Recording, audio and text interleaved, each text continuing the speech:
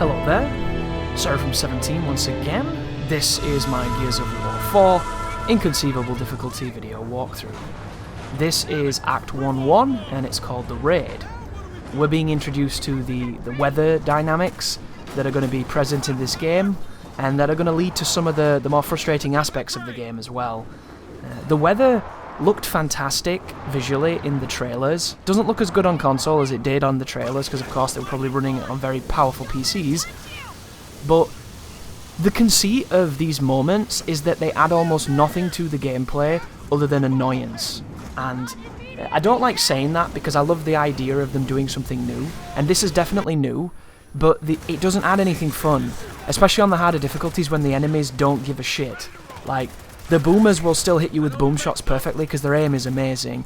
You won't because yours is affected by the wind.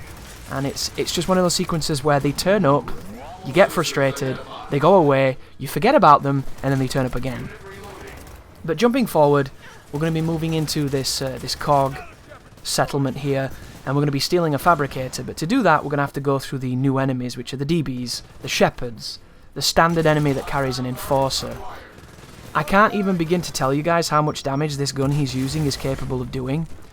And it's capable of doing so much damage for two reasons. The first one is it has one of the highest firing rates in the game.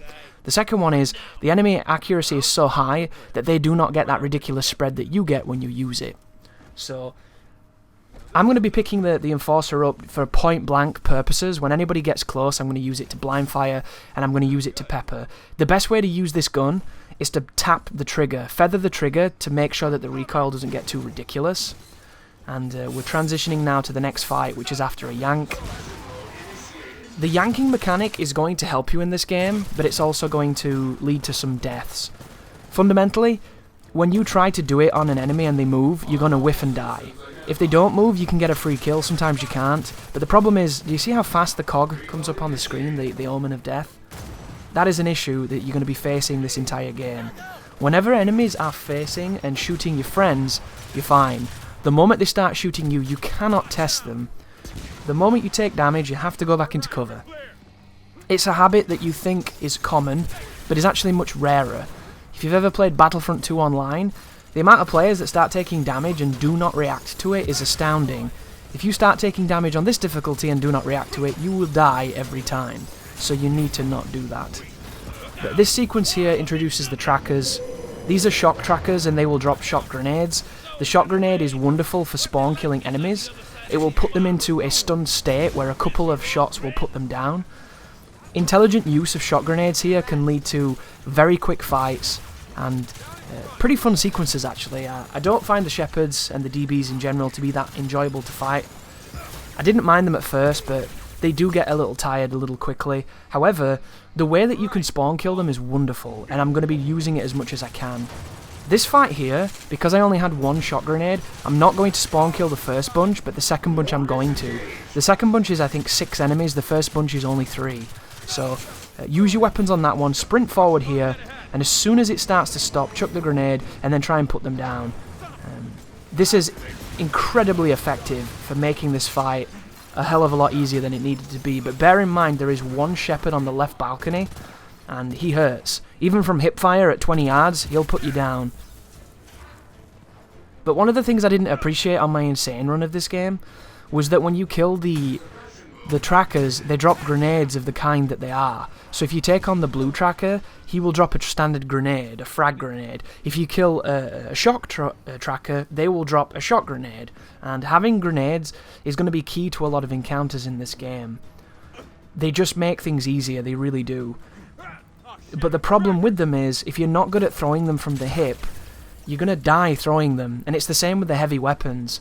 The heavy weapons can, for the most, be a death sentence because they're too slow, but they do have utility that can help.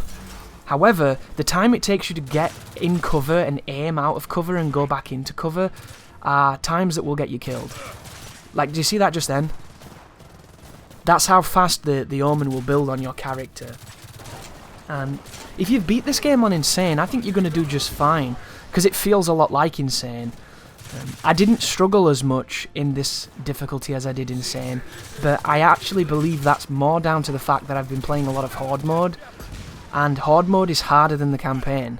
Horde mode gets so ridiculous and so preposterous and so just insane that if you can get used to fighting those kind of odds... by the way, that was a mistake, that guy's just then. I did not mean to throw 2 grenades. I would never throw 2 grenades. The reason that happened is my D-pad doesn't work on this controller, and I pressed to change to my weapon so that I could finish them off with the gun, and as you noticed, not only did I aim the grenade, but I threw 2. I never aim grenades, and I never throw 2 at once, so that was 100% a controller malfunction, but all it did was waste a grenade. There are worse things that can happen, so I got away with it, but I would have usually reset just then because grenades are precious. However, that checkpoint is really shit. You have to do like all 4 of those fights before it gives you one, and I was not interested in doing that. This encounter right now, if you do not push forward, you will not spawn the enemies, but because it's such a deliberate trigger, you can actually throw a grenade here and kill a bunch of them. Because I got into an awkward spot before, I only have 1 grenade, and I'm going to use it for the second spawn. And when I tell you that the strategy that I'm about to do on the next fight is kind of dumb, it's an understatement.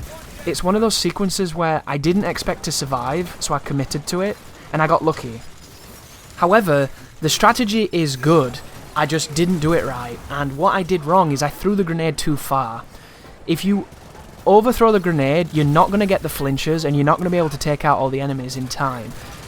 Learn from my mistakes, do it better. However, if you don't pull aggro, and your team does, you can kill them without them knowing you're there, and it's really important. This fight here is just a standard Gears of War fight. There's a ton of chest-high walls, there's a lot of people shooting, there's a lot of crossfire, there's a lot of team fire. Use the marking technique to make your team pick the targets you want to die. And because there's a grenade in front of me, I threw that grenade to try and get rid of some of the shepherds. Not the best grenade, but it all helps, and it lingers enough so that that guy ends up killing himself. But another thing that might skew my impression of this difficulty is the Horde mode. Because if you don't know much about Horde, every time you do 10 waves and you survive in Horde mode, the AI gets buffs. So by the end of it, they have 2.5 times their normal HP, 2.5 times their normal accuracy, and then 2.5 times their normal damage. If you're playing on Inconceivable or Insane, that means that they can shoot you once with a Boltok from 30 yards and instantly kill you. It's insane. It's absolutely preposterously difficult. However, you have a lot of abilities in Horde mode that enable you to survive that kind of shit. But this is the strategy, guys. So, roadie run all the way down this road, and then throw your grenade. Do it so that you can get it just in front of them. I get it just on them, and they walk past it. So when it does detonate, because it's bouncing, it detonates behind them. I then get myself into a crazy place right here and start shitting the bed. And then now I think I'm going to die, so it's going to be a reset. But what happens is, none of the DBs look at me. So I'm able to pepper them from the side. And I fuck up my reload because I'm panicking, because I know that this is a failed attempt. And then it kind of isn't. But if you noticed, if I'd have been more astute here, there's grenades in front of me. I could have picked those grenades up and then thrown them, but I'd already kind of accepted that this was a failure. And you'd be surprised how often this happens.